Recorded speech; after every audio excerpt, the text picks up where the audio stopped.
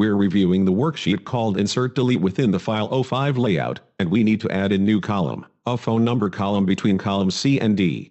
When you insert columns in Excel, select the column to the right of where the new column is going to appear.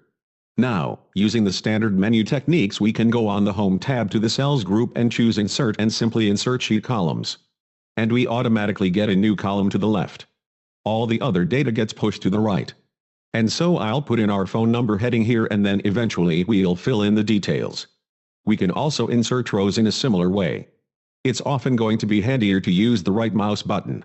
Suppose we also need to add a Social Security column. We could right-click column D and simply choose Insert. Notice that it doesn't say columns, but by implication that's what it means, because we've right-clicked on a column, Insert, and there's a new column, and eventually maybe we'll put in a Social Security number. Now, sometimes when you're inserting data, you have to consider what is already there. And if we wanted to put in Pennsylvania here in this list, what about the fact that we've got formulas right there that are adding up these numbers? Should we put Pennsylvania, PA, at the bottom here and move these down first, that sort of thing? Well, we could, but it's going to be simpler here to essentially take this data and insert new cells above it.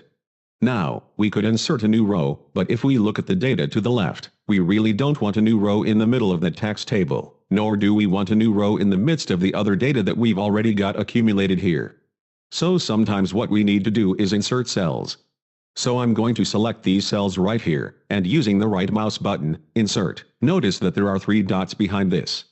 If we had chosen a row or earlier as we had seen, we'd choose a column, no questions asked.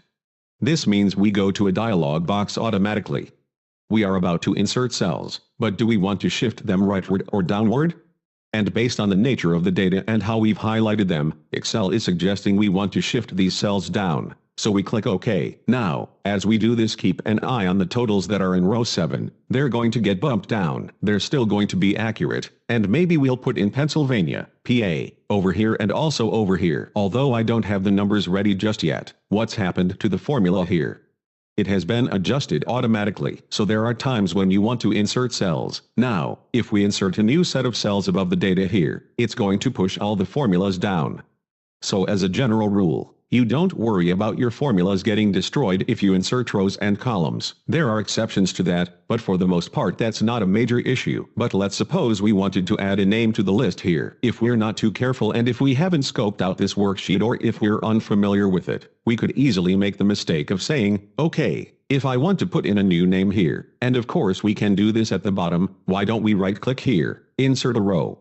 And we could add a new name. But meanwhile, what has happened to the other part of the worksheet? As we scroll rightward here, we've put a new empty row on the tax table and we've put an empty row out here. That's probably not what you had in mind. And so here too, as I press Ctrl+Z to undo, which you probably would mean to do here, and let me make these 2 columns narrower, so we can see this a bit better. I'll just drag them this way. If we want to put a new name above this set of data here, highlight just this data, then right-click and insert. Shift these cells down, add the new name that way.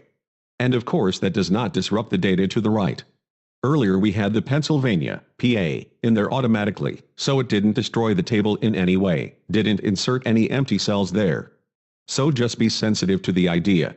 There certainly are times when you want to insert a new row, at other times insert cells, and certainly the same idea applies to columns as well. Now, there will be times of course when we need to delete a column, and maybe we've decided we're not going to put the Social Security number in here. Maybe it's too late to do an undo because we've taken some other effective measures in the meantime, so we want to get rid of column D. The easiest way would be simply to right-click column D and choose delete, and all of our columns shift to the left. If it turns out that we really don't want to add a name here, of course we don't want to delete the entire row. We've got data off to the right that we want to keep, but we might want to delete the cells. So right-click and delete and shift the cells up.